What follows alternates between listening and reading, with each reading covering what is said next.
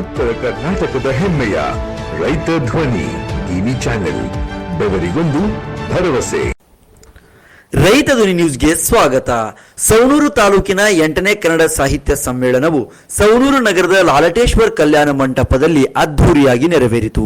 ಸಮ್ಮೇಳನದ ಮೆರವಣಿಗೆಯನ್ನ ಶಿಗ್ಗಾಂವ ಸವಣೂರು ವಿಧಾನಸಭಾ ಕ್ಷೇತ್ರದ ನೂತನ ಶಾಸಕರಾದ ಯಾಸಿರ್ ಖಾನ್ ಪಠಾಣ್, ಕರ್ನಾಟಕ ಸರ್ಕಾರದ ಮುಖ್ಯ ಸಚೇತಕರು ಆದ ಸಲೀಂ ಅಹಮದ್ ಹಾಗೂ ಸಮ್ಮೇಳನದ ಅಧ್ಯಕ್ಷತೆಯನ್ನು ವಹಿಸಿದ ಸಾಹಿತಿ ಪ್ರೊಫೆಸರ್ ವೀರಯ್ಯ ಗುರುಮಠ ಅವರು ಚಾಲನೆ ನೀಡಿದರು.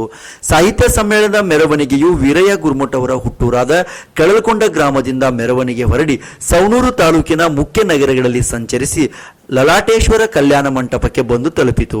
ಮೆರವಣಿಗೆಯಲ್ಲಿ ವಿವಿಧ ಕಲಾ ತಂಡಗಳು ಭಾಗವಹಿಸಿದ್ವು. ಕಾರ್ಯಕ್ರಮದಲ್ಲಿ ಹೂವಿನ ಶಿಗ್ಲಿಯ ವಿರಕ್ತ ಮಠದ ಚನ್ನವೀರ್ ಸ್ವಾಮೀಜಿಯವರು ಸಾನ್ನಿಧ್ಯವನ್ನ ವಹಿಸಿದ್ರು. ವಿಧಾನಸಭೆಯ ಉಪಸಭಾಧ್ಯಕ್ಷರಾದ ರುದ್ರಪ್ಪ ಲಮಾನಿ, ಕನ್ನಡ ಸಾಹಿತ್ಯ ಪರಿಷತ್ ಜಿಲ್ಲಾಧ್ಯಕ್ಷರಾದ ಎಚ್.ಬಿ. ಲಿಂಗಯ್ಯ ಹಾಗೂ ಸವಣೂರು ತಾಲೂಕಿನ ಎಲ್ಲ ಶಿಕ್ಷಕ ಬಳಗದವರು ಮತ್ತು ಕನ್ನಡ ಸಾಹಿತ್ಯ ಅಭಿಮಾನಿಗಳು ಭಾಗವಹಿಸಿದ್ರು.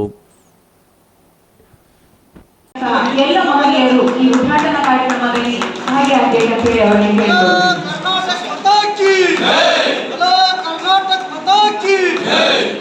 ಕನ್ನಡ ಸಾಹಿತ್ಯ ಸಮ್ಮೇಳನಕ್ಕೆ ಕನ್ನಡ ಸಾಹಿತ್ಯ ಸಮ್ಮೇಳನಕ್ಕೆ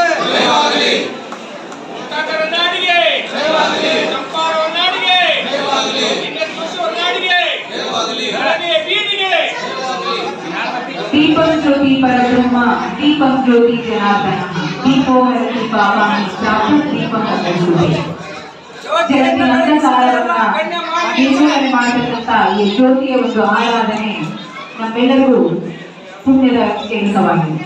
ಶ್ರುತಿ ಸ್ಮೃತಿಗಳಲ್ಲಿ ಮುಕ್ತವಾಗಿರುವಂತೆ ಯಾವುದೇ ಒಂದು ಪೂಜೆ ಫಲ ಕಾರ್ಯಕ್ರಮದ ಫಲ ಅದು